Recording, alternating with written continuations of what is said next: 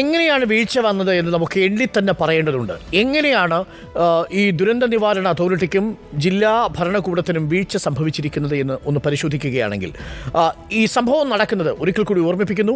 തിങ്കളാഴ്ച രാത്രി 8 മണിയോടുകൂടിയാണ് അർജുൻ ഭാരത് ബെൻസിൻ്റെ ലോറിയിൽ 40 ടൺ തടി കയറ്റി ബെൽഗാമിൽ നിന്ന് 220 കിലോമീറ്റർ ഡ്രൈവ് ചെയ്ത് ഇവിടേക്ക് എത്തുന്നത്. ബെൽഗാമിൽ നിന്നാണ് യാത്ര ആരംഭിക്കുന്നത്. 206 കിലോമീറ്ററോളം സഞ്ചരിച്ച് ഷിരൂരിൽ ഗംഗാവാലിക്ക് സമീപത്തുള്ള ഈ പ്രദേശത്തേക്ക് എത്തുന്നു. ഇവിടെ ധാരാളം ധാബകളുണ്ട്. ആ ധാബകളിൽ ഒന്നിൽ ഭക്ഷണം കഴിക്കാനായും വിശ്രമിക്കാനുമായി ഈ ഭാഗത്തെവിടെയോ അദ്ദേഹത്തിൻ്റെ ലോറി നിർത്തുന്നു. ആകെ ഒരു 150 മീറ്റർ ഭാഗത്താണ് മണ്ണിടിഞ്ഞ് കിടക്കുന്നത് എന്ന് പ്രേക്ഷകർ മനസ്സിലാക്കണം. ഇവിടം മുതൽ ഏകദേശം 180 മീറ്ററോളം വരുന്ന ഈ ഭാഗം വരെയാണ് മണ്ണിടിഞ്ഞ് കിടക്കുന്നത്. അപ്പോൾ ഇതിനിടയിലാണ് അദ്ദേഹം വാഹനം നിർത്തിയിരിക്കുന്നത്. ചൊവ്വാഴ്ച രാവിലെ 8:50 കൂടിയാണ് മണ്ണിടിച്ചിലുണ്ടാവുന്നത്. ശരി, ചൊവ്വാഴ്ച മണ്ണിടിച്ചിലുണ്ടാവുന്നു. ഇത് നാഷണൽ ഹൈവേ ആണ്, കൊച്ചി പനവേൽ നാഷണൽ ഹൈവേ. വലിയ രീതിയിൽ വാഹന ഗതാഗതമുള്ള ഒരു സ്ഥലമാണ്. സ്വാഭാവികമായും ട്രാഫിക് ബ്ലോക്ക് ആവുന്ന നിമിഷം ഉടൻ തന്നെ ജില്ലാ ഭരണകൂടത്തിന് ഇത് അറിയാനുള്ള സാധ്യതയുണ്ട്. 8:45 മണ്ണിടിഞ്ഞാൽ 9 മണിക്കോ 9:30ക്കോ ജില്ലാ ഭരണകൂടം ഉണർന്ന് പ്രവർത്തിക്കുകയും അവിടേക്ക് രക്ഷാപ്രവർത്തനത്തിന് ദൗത്യസംഘത്തെ അയക്കുകയും വേണം. എന്നാൽ എന്താ സംഭവിച്ചത്? 24 മണിക്കൂർ പിന്നിട്ടിട്ടും ഇതിനുള്ളിൽ കിടക്കുന്ന വാഹനങ്ങൾ നീക്കാനുള്ള രക്ഷാപ്രവർത്തനം ശക്തമായി നടന്നില്ല. ആകെ സംഭവ സ്ഥലത്തുണ്ടായിരുന്നത് 4 ഹിറ്റാച്ചിയും 2 ടിപ്പറുകളും മാത്രമാണ്. 60,000-ഓളം ടൗൺ മണ്ണിടിഞ്ഞിരിക്കുന്ന ഈ പ്രദേശത്തേക്ക് ഒരു മന്ത്രി പോലും എത്തി നോക്കിയിരുന്നില്ല എന്നതാണ് ഏറെ ഗുരുതരമായ വീഴ്ച. നമ്പർ 2, മന്ത്രിമാരുടെ നേതൃത്വത്തിലോ ഏതെങ്കിലും ഉന്നത രാഷ്ട്രീയ നേതാക്കളോ ഈ ഭാഗത്തേക്ക്, ഈ വാഹനം കിടക്കുന്ന സ്ഥലത്തേക്ക് ആദ്യത്തെ 24-48 മണിക്കൂറിൽ എത്തിച്ചേർന്നിരുന്നില്ല.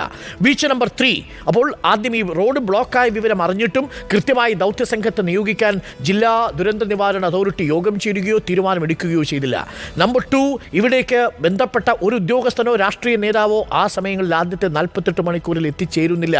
അതിനുശേഷം ഈ വാർത്ത പുറത്തു വന്ന് റിപ്പോർട്ടർ അടക്കമുള്ള മാധ്യമങ്ങൾ പുറത്ത് ചർച്ച ചെയ്ത് കേരളത്തിലടക്കം സർക്കാർ സംവിധാനത്തിലൂടെ ഇത് DK ശിവകുമാറിനെയും സിദ്ധരാമയ്യയും വിവരം അറിയിച്ചതിനെ തുടർന്നാണ് ഒരു 4-5 ഹിറ്റാച്ചികൾ ഈ ഭാഗത്തേക്ക് വരുന്നത് എന്നത് ശ്രദ്ധിക്കണം. അതിനാദ്യ തടസ്സമായി പറഞ്ഞത് ഈ സ്ഥലത്തേക്ക് എത്തിച്ചേരാൻ ബുദ്ധിമുട്ടുണ്ടോ എന്നുള്ളതാണ്. പക്ഷേ നമ്മളുടെ പരിശോധനയിൽ ഈ ഭാഗത്ത് നിന്ന് ഏകദേശം 9 കിലോമീറ്റർ പോയാൽ ഷിരൂരാണ്. ഇവിടെ നിന്ന് ഏകദേശം ഒരു 10-16 കിലോമീറ്റർ സഞ്ചരിച്ചാൽ ഹൊസൂരാണ്. അത് കഴിഞ്ഞാൽ ഒരു ബ്രിഡ്ജുണ്ട്. ഇവിടെ എങ്ങും റോഡിന് തടസ്സം സംഭവിച്ചിട്ടില്ല. മാത്രവുമല്ല 2-വേ ലൈനാണ്. ഒരു ഭാഗത്ത് മണ്ണിടിഞ്ഞാൽ മറ്റു ഭാഗത്തു കൂടി വാഹനങ്ങൾക്ക് പോകാൻ കഴിയുന്നതേയുള്ളൂ. എന്നിട്ടും ഈ സംഭവം ഉണ്ടായി 72 മണിക്കൂർ കഴിഞ്ഞു മാത്രമാണ് നമ്മൾ ഈ കാണുന്ന രീതിയിലുള്ള സംവിധാനം ഉണ്ടാവുന്നത്. പ്രിയപ്പെട്ട പ്രേക്ഷകർ ഓർമ്മിക്കണം, നദിയിലേക്ക് വാഹനം, ഗംഗാവാലി എന്ന് പറയുന്നത് പുഴയാണ്. ആ ഗംഗാവാലി പുഴയിൽ ഈ വാഹനം വീണിട്ടുണ്ടാകാനുള്ള സാധ്യതയുണ്ടെന്നുള്ള അഭ്യൂഹമുണ്ടായിരുന്നു. ഇതാണ് ഗംഗാവാലി പുഴ. ഈ ഗംഗാവാലി പുഴയിലേക്ക് വീഴാനുള്ള സാധ്യത എത്രത്തോളം ഉണ്ട് എന്നത് അന്വേഷിക്കാൻ നേവി സ്കൂബ ടീമിനെ വിന്യസിക്കുന്നത് പോലും 72 മണിക്കൂർ കഴിഞ്ഞാണ്. ഒന്ന് ആലോചിച്ച് നോക്കൂ, എത്രമാത്രം ഗുരുതരമായ അനാസ്ഥയാണ് ഉത്തര കന്നഡയിലെ ദുരന്ത നിവാരണ അതോറിറ്റിയുടെയും ജില്ലാ ഭരണകൂടത്തിൻ്റെയും ഭാഗത്തുനിന്നുണ്ടായിരിക്കുന്നത്.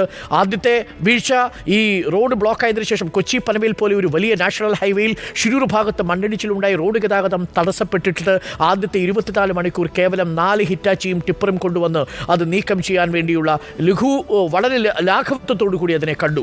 നമ്പർ 2, മണ്ണിടിഞ്ഞു വീഴാൻ സാധ്യതയുണ്ടെങ്കിൽ അത് ജില്ലാ ദുരന്ത നിവാരണ അതോറിറ്റി അടിയന്തരമായ യോഗം ചേർന്നില്ല. നമ്പർ 3, എന്തുകൊണ്ടാണ് ഉത്തര കന്നഡയിലെ ഈ അപകടം നടന്ന സ്ഥലത്തേക്ക് ഒരു രാഷ്ട്രീയ നേതാവും എത്തിച്ചേരാഞ്ഞത്, ഒരു മന്ത്രിയും എത്തിച്ചേരാഞ്ഞത് എന്നത് പ്രധാനപ്പെട്ട ചോദ്യം.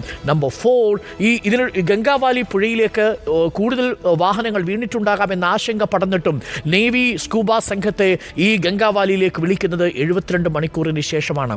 അതിനുശേഷവും ഇനിയും റഡാർ അടക്കമുള്ള സംവിധാനങ്ങൾ ഉപയോഗിച്ചിട്ടില്ല. അതായത് 3 ദിവസം പിന്നിട്ടിട്ടും ആണ് റഡാർ സംവിധാനത്തെക്കുറിച്ച് ജില്ലാ ദുരന്ത നിവാരണ അതോറിറ്റി ആലോചിക്കുന്നത്.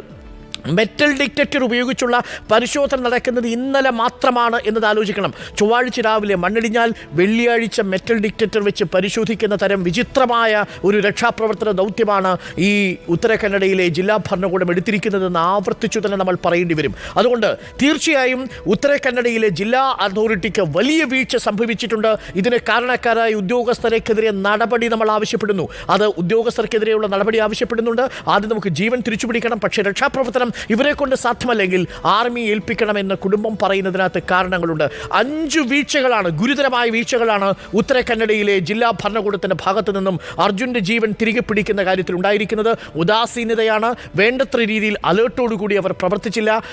വളരെ ഉത്തരവാദിത്വപ്പെട്ട സർക്കാർ അതിനുള്ള നിർദ്ദേശവും നൽകിയിരുന്നില്ല എന്നുള്ളതാണ്. ഇനി അറിയേണ്ടത് വരാൻ പോകുന്ന 3-4 മണിക്കൂർ. ആ 4 മണിക്കൂർ വളരെ നിർണായകമാണ്. ഇന്ന് പുലർച്ചെ 5:30 രക്ഷാപ്രവർത്തനം നടത്തുമെന്നാണ് പറഞ്ഞിരുന്നതെങ്കിലും ഇന്ന് രാവിലെ 5:30 രക്ഷാപ്രവർത്തനം ഏകോപിപ്പിക്കാൻ സാധിച്ചില്ല എന്നതാണ്. ആ സമയത്ത് ഇപ്പോൾ കനത്ത മഴ പെയ്യുന്നില്ല എന്നതും പ്രേക്ഷകർ ആലോചിക്കണം.